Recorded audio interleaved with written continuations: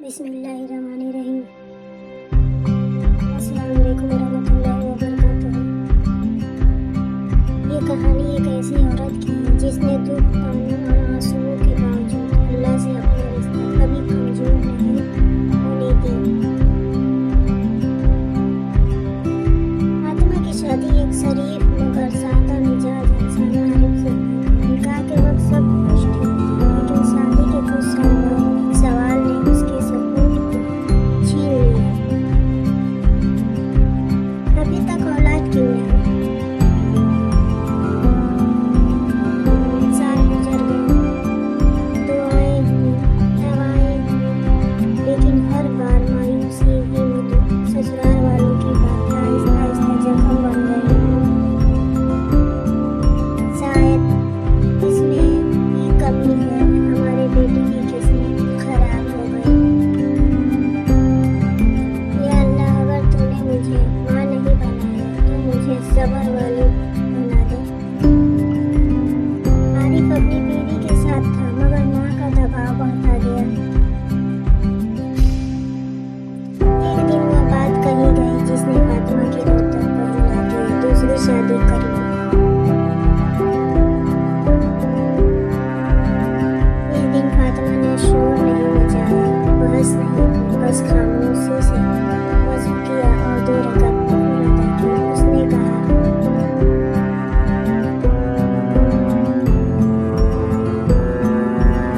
या अल्लाह, मैं तेरा फैसला कबूल करती हूँ, मगर मुझे तन्हा मत छोड़ना। वक्त गुजरा, लोगों ने कहा बच्चा गोद ले लो, मगर फातिमा का जवाब था, मेरा रब जो बेहतर जाने। 10 साल, 12 साल और फिर एक दिन वह दुआ जो बरसों से लबों पर थी कबूल हो गई। डॉक्टर की आवाज आज भी गूंजती है, मुबारक हो अपना बनने वाली है। फातिमा ने सजदा शुक्र अदा किया और कहा, या अल्लाह, तेरा वक्त बेहतरीन है। घर आकर उसने सास के हाथ छुए और कहा, दुआ कर दीजिए। सास की आंखें झुक गई, क्योंकि अल्लाह सब देख रहा था।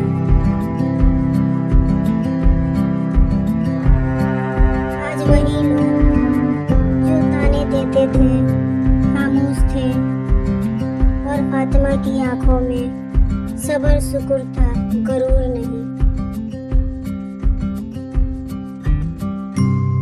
आज फातिमा की गोद में बच्चे की हंसी है और उसके दिल में सब्र और शुक्र है।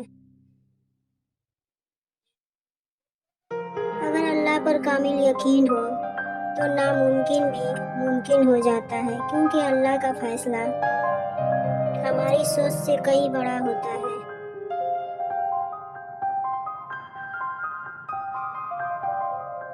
ये वीडियो उन सभी के लिए है जो सब्र के इम्तिहान से गुजर रहे हैं।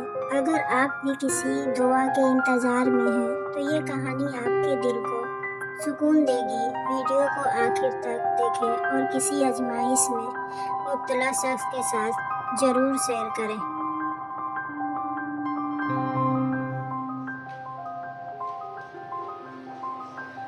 Thank you for watching my video.